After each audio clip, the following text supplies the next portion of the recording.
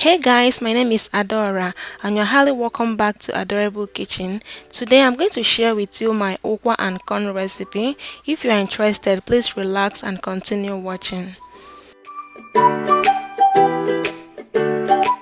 To make this recipe, we will be needing some okwa, also known as African breadfruit. Here I have some sweet corn. You can use the fresh one if you have access to it. Here I also have some dried fish.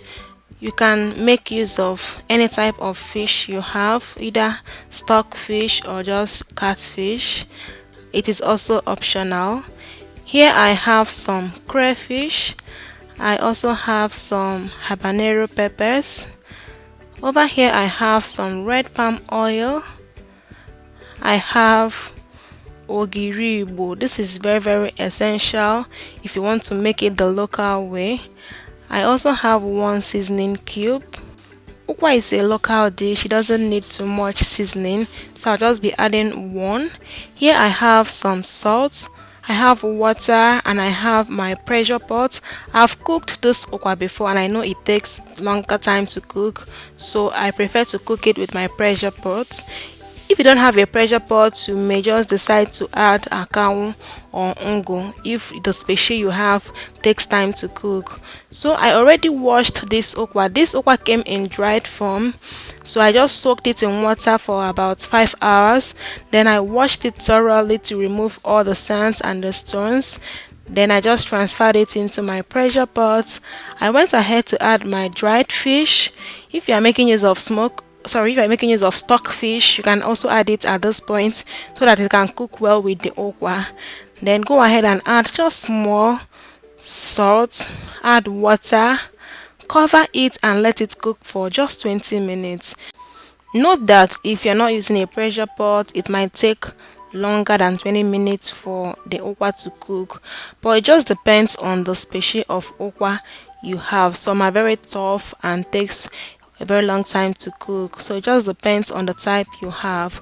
But either ways, you can use a cow ngo or a pressure pot to just make the process very fast.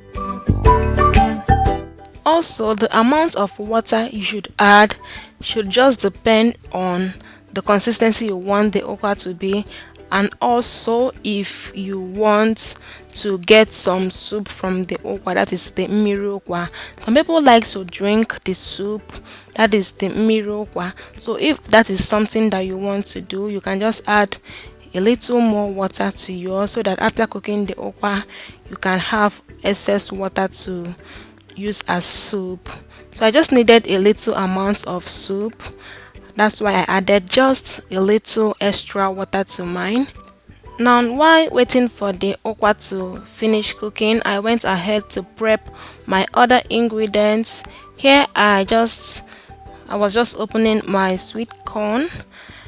If you are making use of fresh corn, you know the whole process. Just remove the corn from the corn herb. So after transferring my sweet corn to the sieve, I just spread some water all over it just to remove whatever preservative they might have used in preserving this corn. After that, just set it aside.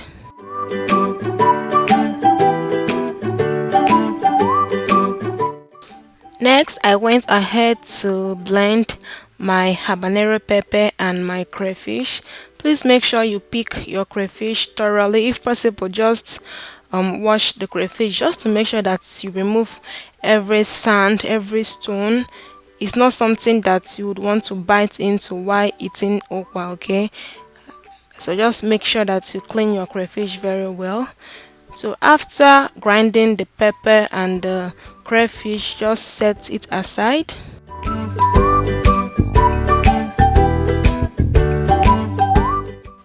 Now this was after 20 minutes. My okwa became ready. So at this point I was just pressurizing my pressure pot before I can open it. It just took 20 minutes for it to cook. Let me just say this, that you can also add bitter leaf to your okwa. It makes it more local, okay, but I think it is optional. For me, I don't really like it. I don't like anything bitter. So now I was just trying to show you guys how soft the okwa is. The okwa is just very soft at this point, and that is exactly how you want yours to be. So because I can't continue cooking this okwa with a pressure pot, I needed to transfer it to my normal pot and continue with the cooking process. So that was exactly what I did.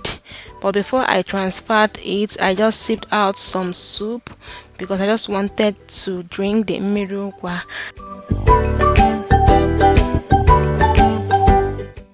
This particular mmiri ukwa was just so tasty and very flavorful, and I think that's because of the fish that I added while cooking the okwa. The flavor from the fish just infused into the water and just made the soup very perfect. So just transfer to your normal pot and continue cooking. That is if you used a pressure pot. If you are using a fresh corn, that is fresh raw corn, this is the time to add it and then cook until the corn is done.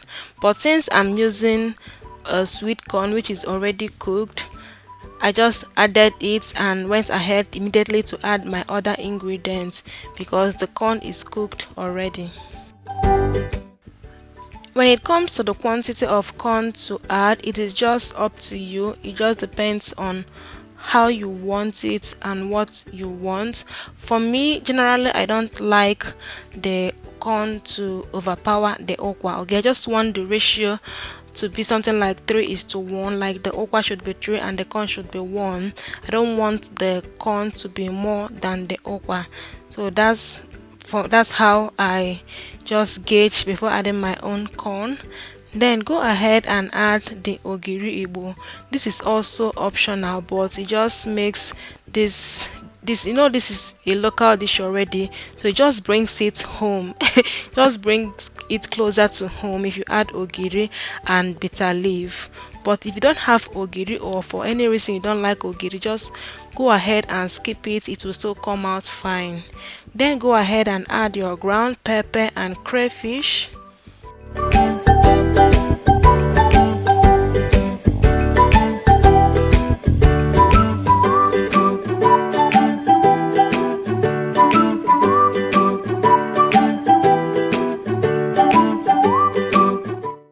At this point, the okwa may start sticking to the bottom of the pot, especially if you are not making use of a non-stick pan.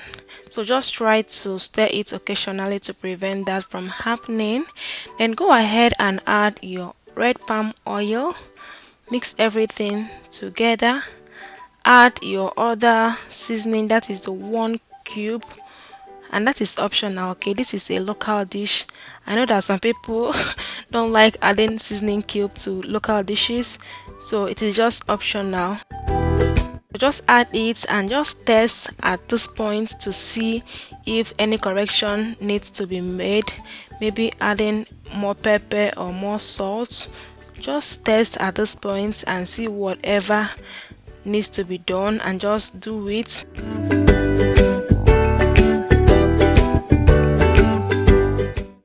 Once you are done with the corrections, just cover and let it simmer on a very low heat for about 2 to 3 minutes, and it is ready.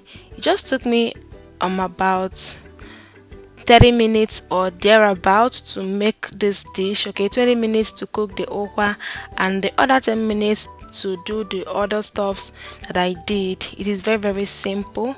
Here our okwa is ready to be dished out.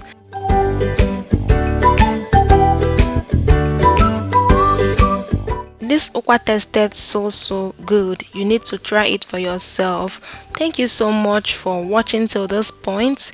Please like, comment, share, and please subscribe if you have not yet subscribed to this channel. Thank you so much, and I will see you in my next one. Until then, stay safe and God bless you. And please don't forget your mmiri okwa by the side.